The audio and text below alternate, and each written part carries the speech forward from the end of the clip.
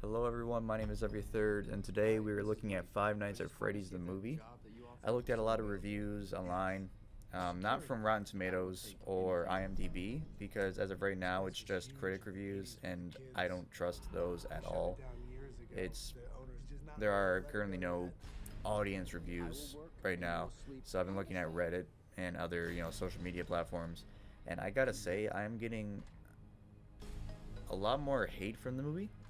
Well, I'm not getting, but I've been seeing a lot more hate from the movie than I expected because I personally had a blast watching it. A lot of the complaints that I've been looking at are it's not scary enough. You know, it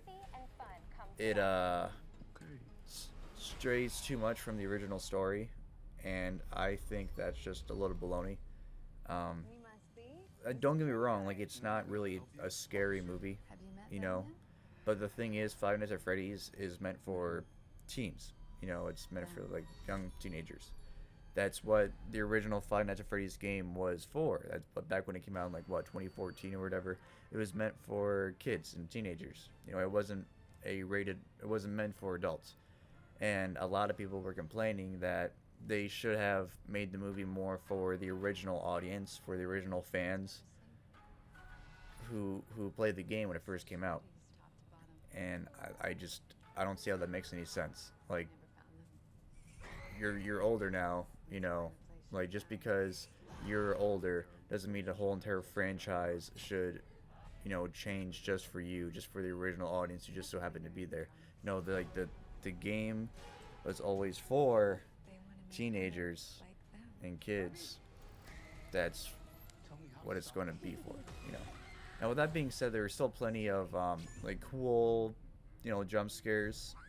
Well, not plenty. Like there were a couple of cool moments, and I thought like overall the tone of the movie was pretty good. I thought the pacing was really good. The writing was all right. What they did with this movie was they took a unique approach to it. So they didn't just focus on the Five Nights at Freddy's location. They had like a subplot, which is that's the all the people Mike and his little sister. This is where we get into spoilers a little bit. I'll try not to get too much into it, but basically you got a guy named Mike who is kind of a bum. He can't hold a job, and he has a little sister of his that he's got to take care of. Something happened to his parents, and that's that. So now he's in the situation where he's got to take care of his little sister, and he gets fired from his job, and so he goes to a career counselor, and the career counselor's like, hey, you kind of don't really have many options because you've gone through so many jobs. Um, we got this, security job, obviously at Freddy Fazbear's. He's like, no, I don't do nights or whatever. So he goes, and his aunt wants to take his little sister from him because his aunt basically she just wants the money that comes with the kid. Like the state gives you money for childcare and stuff. So that's all she really wants. She's kind of a jerk. Um, and so clearly she's the bad guy, and Mike has to take this job so it can look good for him when they go to court. Like, hey, I'm holding a job. I can take care of my sister. So he goes, okay, fine, I'll take the job, and then that's how he starts working there. And it's like an interesting little subplot. It's nothing crazy, but it's kind of sweet, like the brotherly and sisterly relationship. Like there's some character development that I thought was really good. The acting wasn't anything fantastic. It got the job done. I cared about the characters. I wanted them to make it out alive and things like that. It was nice. It was a nice subplot, and what that allowed for was they could make changes to the original story, so it wasn't just copy and paste from the game. Because if you just copy and paste from the game, then you already know what to expect before you even go into the movie. So they took this subplot, and then they kind of intertwined it with the original Five Nights at Freddy's story, and that kind of allowed for them to make small changes to the story, you know, and allow it to make sense. So it kind of created this unique approach to it that I really thought they did really well. A lot of people said it didn't have that Five Nights at Freddy's feel. which I don't know what to tell you because like the majority of the movie took place at Freddy Fazbear's. Like everything, well, not everything, but almost everything revolved around the. Uh, Again, spoilers. Um,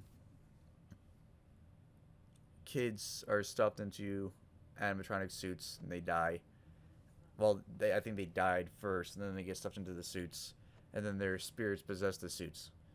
Um, so there are ghost children haunting their restaurant, and Mike has these dreams, and these dreams allow for him to interact with the spirits, the ghosts of the kids. So they're still like closely intertwined. They're closely connected to the spirits of the children, which is the main. That's the main aspect of the story is the animatronic or the child possessed animatronics. So yeah, it was actually pretty focused on the original story. Despite them making a whole subplot, the setting, the sets were done really really well. I thought, like, just look at this sign. Look at this freaking sign right there. I think that looks flipping awesome. The inside of the restaurant looked awesome. The animatronics, they looked pretty cool. They were kind of clunky, but that being said, they're also animatronics, and they're not going to be like realistically, they're not going to be super duper like animated like they are in the games, which I'm okay with. Um, I thought the CGI looked fine. You know, the like there isn't really a lot to complain about. Like it's a pretty simple movie. Like you got to go into this movie realizing that this isn't meant to be a cinematic masterpiece. All right, it's not anything super scary. It has a couple of good moments. I think. Um, it's basically a love letter to the original franchise. That's all it is. And it was meant to be fun. It's a teen horror flick. That's all it really is. And it's what I expected. It's what I got, and then some. I thought they did everything pretty well.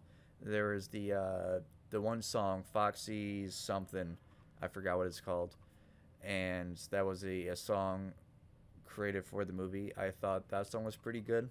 Like nothing crazy, but it was cool. I liked it. I liked that they kind of added the child's choir to the song.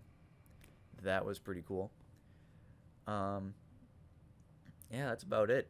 Uh, I would give the song an 85 out of 100, and that's not based on like how good the movie is itself. If that makes sense, it's more or less just how much I enjoyed it.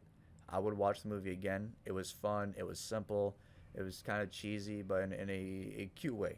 I thoroughly enjoyed it. I would recommend it to anybody. And yeah, that's about it. See ya. Also, just one more thing.